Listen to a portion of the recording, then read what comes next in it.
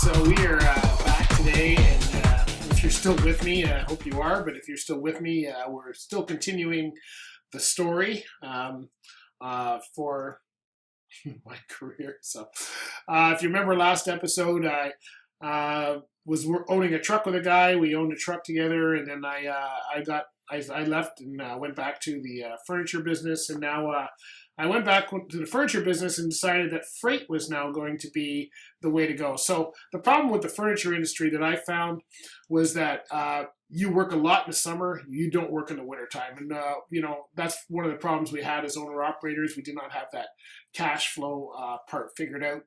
And we just decided to, and I remember that Andre ended up moving to the States. So he bought me out or sold out or however you want to call that. We split. He continued with the truck for I think a very short while and then decided to give that up as well. And he had ended up marrying a nurse and she got a job down in the States and that's where he went and I haven't seen him since. So I hope he's doing well. I really, there was no ill will for anybody. We were just young guys and would love to see him today, but haven't been able to find him. I've looked a couple times, haven't been able to figure it out. So I decided that I need something steadier. I was I was living with somebody, and I thought, I gotta make better money and have it steadier. So I got away from doing the whole furniture thing. Decided to go into freight, and got a job doing pickup and delivery in the city. So I was roaming around doing pickup and delivery in Scarborough, east of Toronto, eastern side of Toronto there, and I had a good time doing it. Enjoyed it. I did that for a couple of years. It was nice. It was every day. You had steady runs. It was really, and I met a lot of good guys there. Enjoyed my time there. Had some good friends, but just had this itch to get back out on the highway. I really wanted to go back out. Felt that I hadn't really learned everything I needed. It was just kind of a one-shot deal that happened there. I had no plans of being on the highway.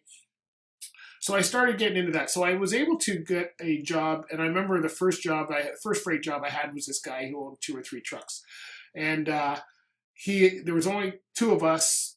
He had 2 tractor trailers and a straight truck. And I had gotten hired to work at night. So I was going to go and deliver groceries to the grocery stores at nights. And this was the contract he had. Well, I remember going every night, and sometimes they wouldn't have, because they weren't really a fan of giving the third-party guys any freight. So I would sit there and then end up going home. And then the odd night I would get deliveries or whatever.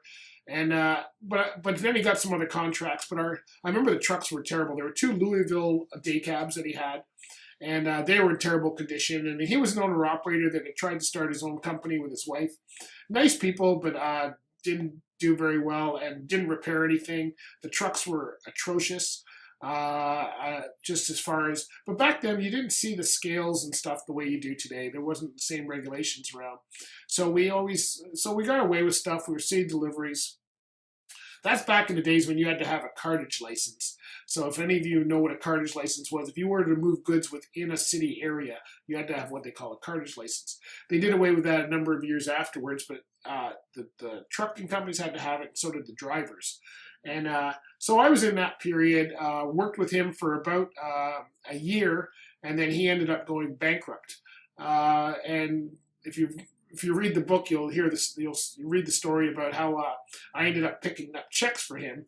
I didn't know really what to do, and ended up picking up checks for him, and he went out of business. And then I started using these temporary agencies, and was getting a little bit of work here and there, but not enough. And then finally I got into a place called Lakehead Freight, which is now Manitoulin Transport, and was working there for a couple of years, and that's where kind of my career took off.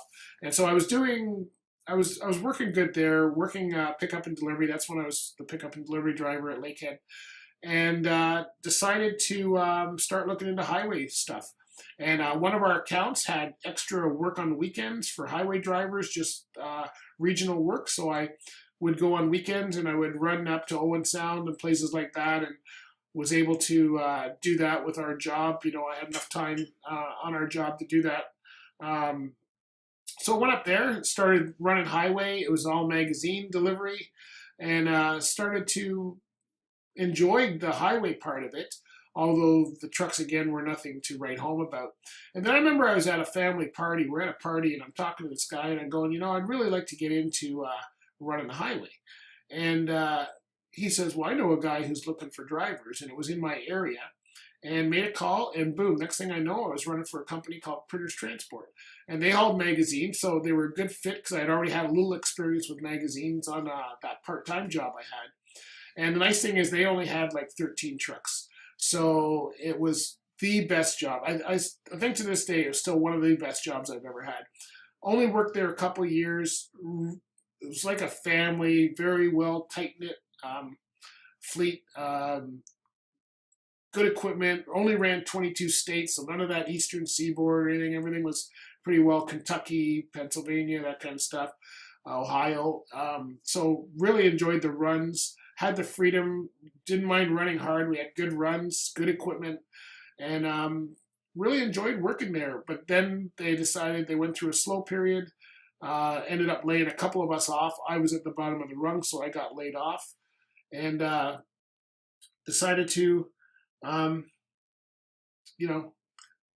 go and work somewhere else so I was out of work for a couple of days, and then I found another one, and that was the beginning of my highway career. So went from the furniture to the freight, and then city driving to highway driving, and really enjoyed doing the highway driving. So that's when I really got into the big trucks at that point, is when I started getting into the larger Pete, started getting into more runs. So I'll talk about that in the next episode. So this one here was just a short one for me going from furniture to freight and to the highway, and then I'll talk about my highway experience after that. So we'll come back next episode.